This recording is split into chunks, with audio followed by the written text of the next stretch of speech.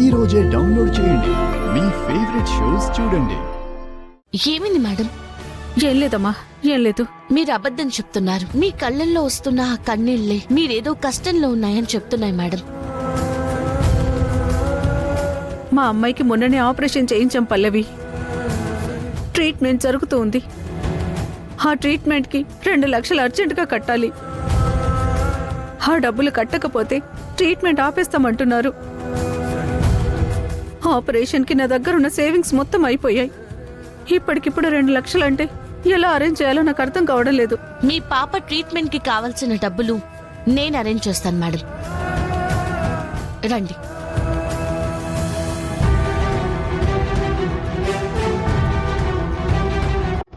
Dear friends, మన Sanjay madam వాళ్ళ పాప హాస్పిటల్లో ఉంది. ట్రీట్మెంట్ కి అర్జెంటుగా 2 లక్షలు కావాలి.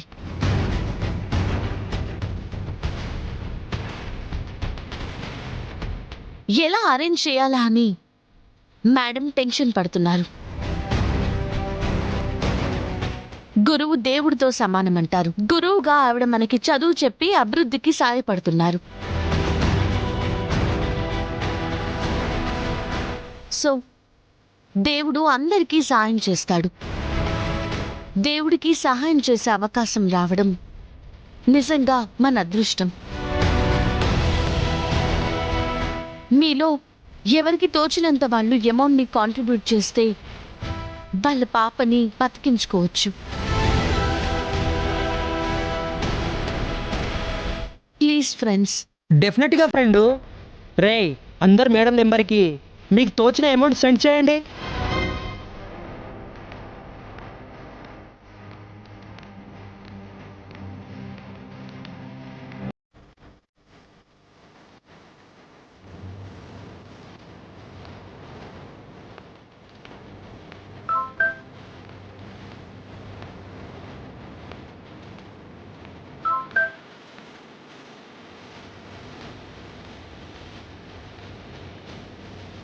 ఇదిగోండి మేడం.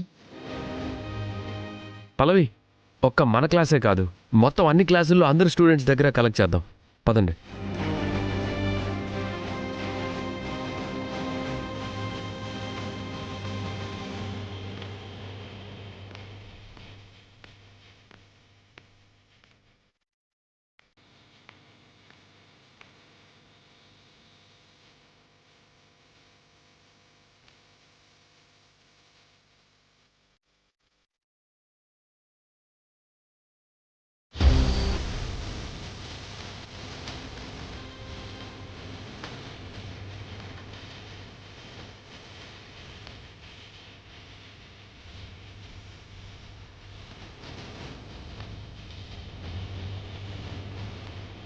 మేడం,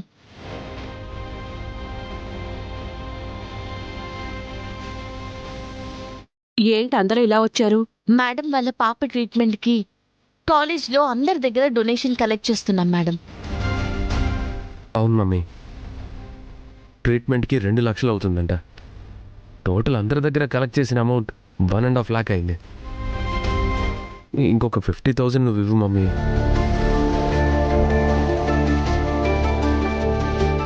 ఏంటి మమ్మీ ఆలోచిస్తున్నావు? ఆలోచించడానికి ఏముంది, మంచి పనికేగా అడుగుతుంది. ఇప్పుడే ట్రాన్స్ఫర్ చేస్తాను.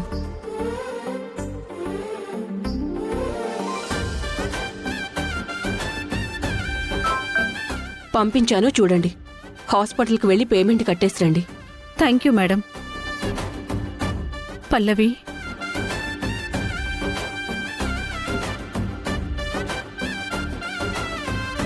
అబ్బా, ఊరుకోండి మేడం. మేమందరం కూడా మీకు పిల్లలు లాంటి వాళ్ళమే. మీ పాప మాకు తోబుట్టువు. వెళ్ళండి మేడం. ఏమైనా అవసరం ఉంటే కాల్ చేయండి.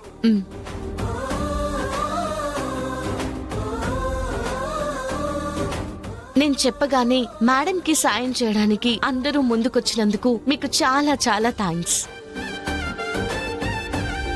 నువ్వు మాకు థ్యాంక్స్ చెప్పడం ఏంటి పల్లవి? ఇలాంటి మంచి పనుల్లో నువ్వు మా అందరినీ పార్టిసిపేట్ అయ్యేలా చేసావు. మేమే నీకు థ్యాంక్స్ చెప్తున్నాం. నిజంగా నువ్వు గ్రేట్ పల్లవి.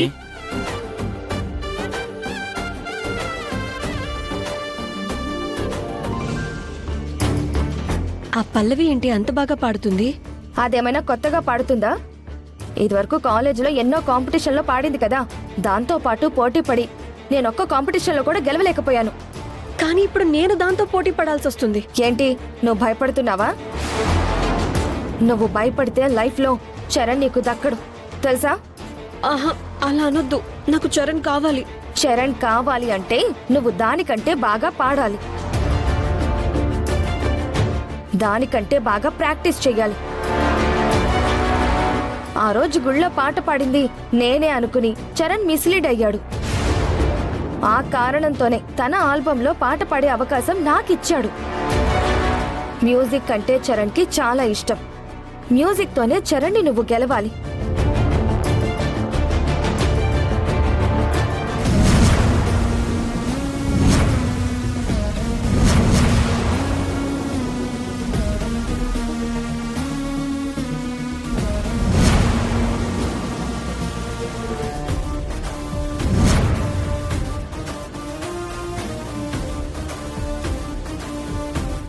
ఏంటి అక్షిత నువ్వు అంటుంది? ఆ రోజు గుడిలో పాట పాడింది నువ్వు కాదా?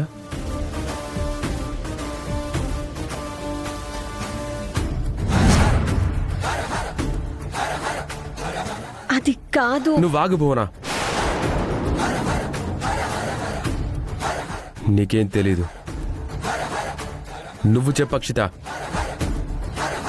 గుళ్ళో పాట పాడింది నువ్వు కాదా?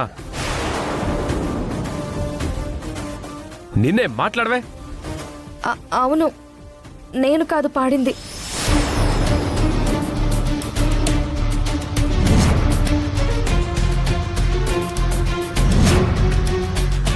మరి నేను అక్కడికి వచ్చినప్పుడు మైక్ దగ్గర నువ్వే ఉన్నావు కదా?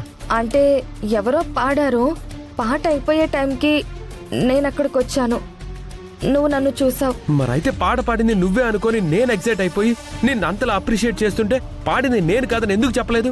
ఎందుకు చెప్పలేదు అంటే ఆనాటి పరిస్థితులేంటో నీకు తెలుసు కదా. పాట నేనే పాడానంటే నువ్వు ఇష్టపడ్డాను అని చెప్పావు. నాకు అదే కావాలి కాబట్టి నేను పాడలేదు అన్న విషయాన్ని బయటికి చెప్పలేదు. ఆ రోజు కూడా ఇష్టపడింది నేను నిన్ను కాదు, ఆ గొంతుని ఇష్టపడ్డాను.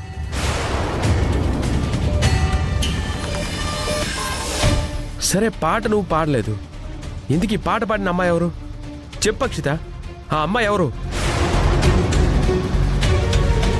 చెప్పు అక్షిత, ఆ అమ్మాయి ఎవరు?